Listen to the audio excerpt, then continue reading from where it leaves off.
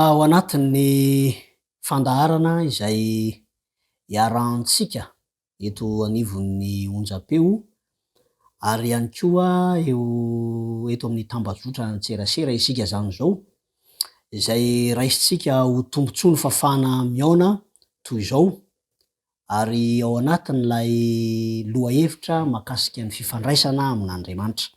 Koa manamafy ny fiarabana antsika rehetra, firarian-tsoa fahasoavan'Andriamanitra ho amintsika rehetra tsy hakanavaka, fa miresaka isika ary anohy izay efa hitantsika talohan'izao dia ny tenin'Andriamanitra, ny soratra masina izay nomeny avy any aminy mihitsy fomba fahafahantsika hifandray aminy. Koa anohy an'izany isika zany zao dia manasa antsika tsirairay avy, manasa anao mba hiombona fa misy mivavaka izay hotonoana.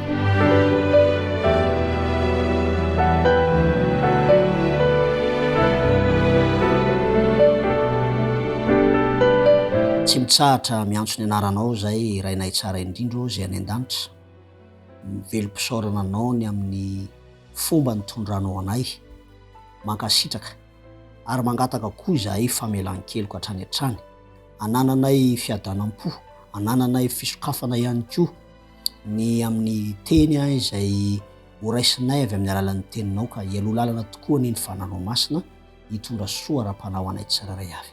Tsonoana ny vavaka ho amin'ny anaran'i Jesosy Kristy. Amen.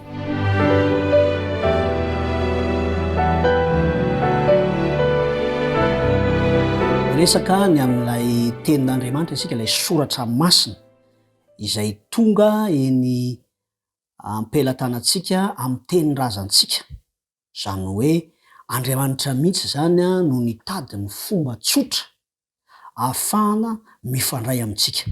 Dia andehany ho amafisitsika zany amin'ny alalan'ny izay voambaran'ny mpanao salamo, salamo 7:30 manao hoe amin'ny anaran'i Kristy, ny teny Jehova no nanaovana ny lanitra ary ny fofinainy vavany no nanaovany ny amarony rehetra.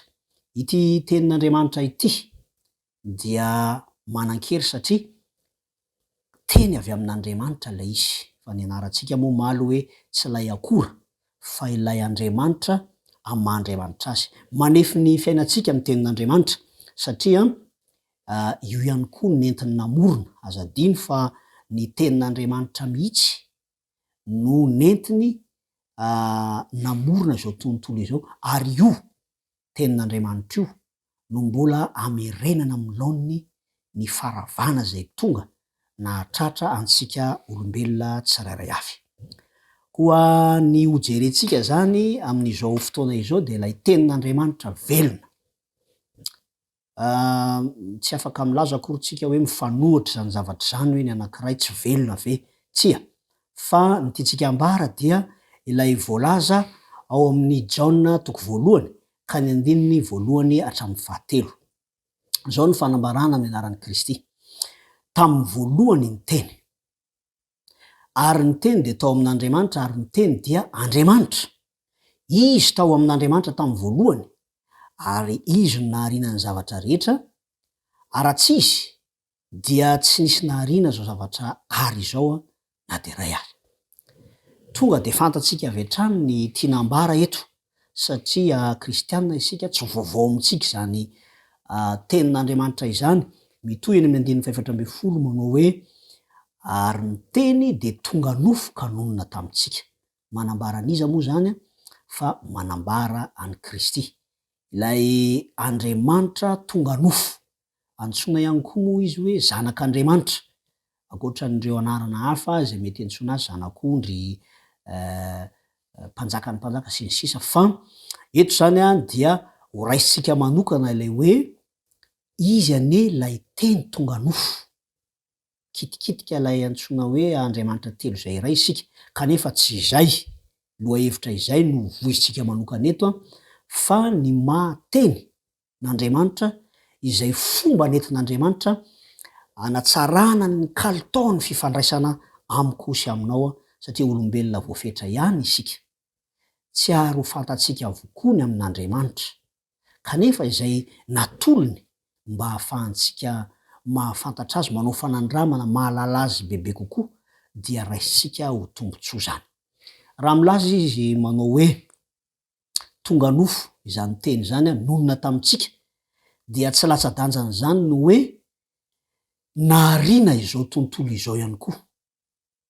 Alay saran-tsaina fa ao anatin'ny planin'Andriamanitra ny famoronana indray, zany hoe tsy maintsy miainga amin'ny faneketsika ilay fifandraisana mateo ty, tsy misy erisetra zay tsy ho an'Andriamanitra ny tombony fa ho atsika ihany, no tsy maintsy aneketsika hisokatra ilay varavarakely-tsaina izay vonona hanaiky ny fomba fiasan'Andriamanitra. Hebreo toko voalohany ka ny andininy voalohany sy faharoa de manambara toy izao amin'ny anaran'i Kristy: rehefa nampitenenin'Andriamanitra tamin'ny razana fahiny ny mpaminany tamin'ny andro samihafa sy ny fanao samihafa, de am'izao ny faran'izao kosa no nampitenenany tamintsika ny zanany izay voatery ho mpandovany zavatra rehetra, izy no nahariana izao tontolo izao. Io tenin'Andriamanitra io, hoy ny mpanao salamo, no nahariana ary tsy iza akory fa natao olona. Any amin'ny Hebreo toko faharoa andiny 14 moa, satria planin'ny famonjena ihany koa no avy. De hoy izy hoe koa satria manana nofo amandra ny zaza, dia nandray izany koa izy, noraisin'Andriamanitra mihitsy ny maha olombelona zany amin'ny alalan'i Kristy, zay moa le fivavahana kristianina de manaiky an'izay. Ary rehefa milaza ny ten'Andriamanitra manao hoe ireny no manambara ahy, dininareo ny soratra masina, ireny no manambara ahy, de tokony ho hitantsika avy amin'ny alalan'ilay soratra masina zany ity tenin'Andriamanitra velona ity, ilay teny tonga nofo. Ao amin'ny Kolosianina toko voalohany andininy 7:20 de manambara manao hoe fa sitraky ny ray ho ao aminy no hitoerany fahafenona rehetra.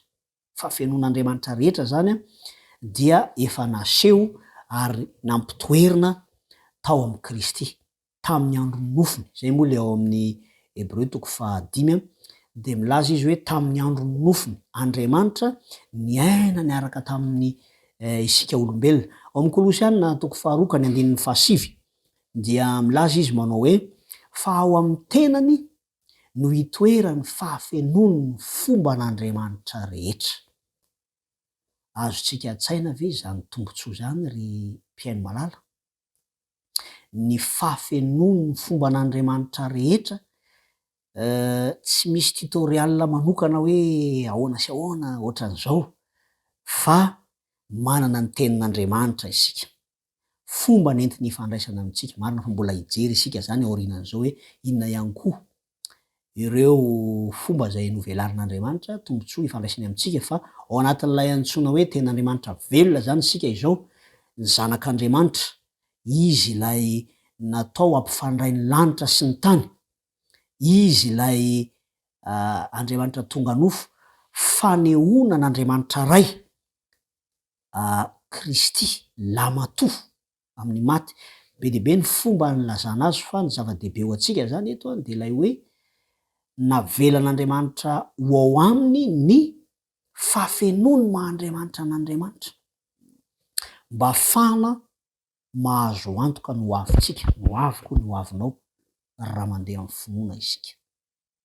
Mandeha amin'ny finoana isika satria tsy navelan'Andriamanitra hijanona teto nandritry ny mihoatra noho izay tokony ho izy ny fiarahamonin'Andriamanitra tamin'ny maha olombelona azy niaraka tamintsika. Ny antony de satria fantatsika tsara fa nantsoina ho andeha amin'ny finoana isika, tsy nantsoina hifantoka amina hita maso isika, koa nesorin'Andriamanitra teto amin'ny fotoana mamety azy sy amin'ny fomba fiasan'Andriamanitra Kristy, ary antsoina isika hifantoka ao amin'ny asa izay tanterahany Kristy amin'ny finoana no aneketsika an'izany, satria efa ambara ny soratra masina amintsika izany. Ny zava-dehibe zany ao anatin'izao fiarahamonina nambara izao alay fisara-tsaina ane zany fomba fiasan'Andriamanitra zany ataony ho mora amitsika zany ny mifandray aminy, omeny aloha ny teniny, de avy eo iny teniny iny a rehefa raisitsika dia mbola manamafy sy manambara azy.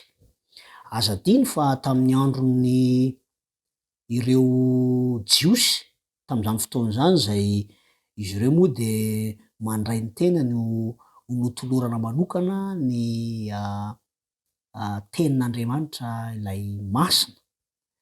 Tsy ho ambarambaratsika eto hoe ahoana ny fomba nandraisany azy ireo sy ny lafy ny somary niala tamin'ny tokony antson'Andriamanitra, fa tam'zany fotoana zany a de nolazain'izy ireo fa izay rehetra tsy jiosy a tahaka azy de maloto, reo jentilisa zany moa, ary rariny loatra tam'zany am'izay fomba fisainana zay raha notononony koa hoe ny teniny jentilisa tam'zany fotoana zany a de teny maloto.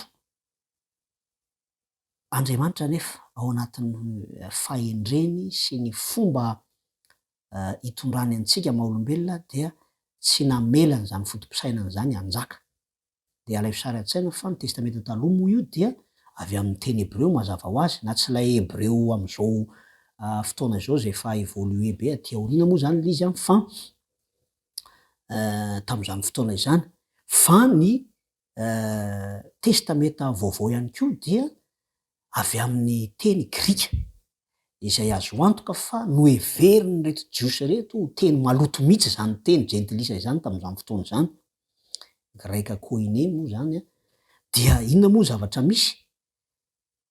Sehatra izay tsy maintsy nahitsiny Jesosy Kristy tamin'ny androny zany, ary isika zao zany manana tombontsoa satria rehefa eo am-pelantanantsika lay tenin'Andriamanitra soratra masina dia misokatra ny fosiny saitsika, ampinoana de manambara amitsika Andriamanitra amin'ny alalan'izany soratra masina izany a, manambara ny tenany izy amin'ny alalan'ny Kristy, ilay tenin'Andriamanitra velona, dia misy antony manokana ny fivavahana izay ifandraisantsika amin'Andriamanitra. Tsy miankina amina zavatra hita maso isika, tsy mivavaka amina zavatra azo tsapahi-tanana isika, fa mino ary mivavaka am'izay tsy hita ilay Andriamanitra fanahy, kanefa azontsika tsapaina mihitsy eo amin'ny fiainam-panahintsika ny fanandramana miaraka amin'Andriamanitra. Zay ny tanjona, mifantoka ao amin'ny Kristy, ilay tenin'Andriamanitra, ilay Andriamanitra tonga nofo, izao fivavahana zay fampizarantsika sy fampaherezantsika izao. Koa tiako ny hitondram-bavaka ny izy io satria be de be ny zavatra mandroso ny alalan'ireo teknôlôjia maro samihafa, de mety misy ny fomba izay entin'ny fahavalon'Andriamanitra hideviena ny fomba hisarihana ny fomba fijerintsika hiala am'ilay zotra izay tian'Andriamanitra amikiratsika eo amin'ny fifandraisantsika aminy. Koa raha izay ary no fomba entin'Andriamanitra ray hanehoana ny tenany amintsika amin'ny alalan'ny Kristy, dia manana tombontsoa isika. Alay fisara-tsaina amin'ny ohatra ray fotsiny a, na ao amin'ny Jaona 5:12 miresaka ny amin'ny resaka fitsarana izy de hoy izy hoe fa ny ray aza tsy mitsara olona fa ny fitsarana rehetra de efa nomeny ny zanaka. Zany hoe ilay fivavahana manontolo, ny asa mpamonjena rehetra dia centrena mifantoka ao amin'ny Kristy, izy mihitsy no ivo ny ho avintsika manontolo. Koa izao vanim-potoana izao raha teo, araky ny vombara tao amin'ny hebreo teo a, dia izy mihitsy a no nampitenenin'Andriamanitra ray zany a, ny zanany no nampiteneniny amitsika. Koa tombontsoa manao ahoana re? Ny tokony ahaizantsika mandray zany tolotra omen'Andriamanitra izany, tolotra izay ahafahantsika manao fanandramana mitombo amin'ny finoana, mandeha amin'ny finoana fa tsy amin'ny fahitana, ary tsy baikony ny zavatra ivelan'ny herin'Andriamanitra izany. Ndeha hoatokantsika ao anatina vavaka zay everina fa anampy atsika. Ny vavaka raha teo moa no hojerentsika aorianan'izao hoe manahoana moa ity fomba fifandraisantsika amin'Andriamanitra ity, fa hatreto aloha dia asaiko ampanajana ianao mba hiombona fa hisy vavaka hotonoana.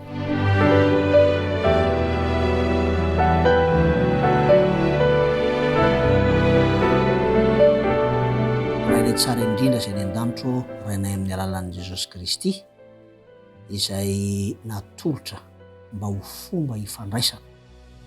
Tompo malalo manomeza hatrany anay fahatsapana sy fahaizana mandeha amin'ny finoana ka tsy hivily hiala amin'izany zotra ara-panahy izay tianao hitondrana anay izany, fa nanao masina anie izay miasa melo lalana ny amponay tsirairay avy ny amin'ny teninao ahafahanay mahita tokoa ilay teny velona, ilay fanehoana, satria nambaranao tao amin'ny teninao Tompo izany.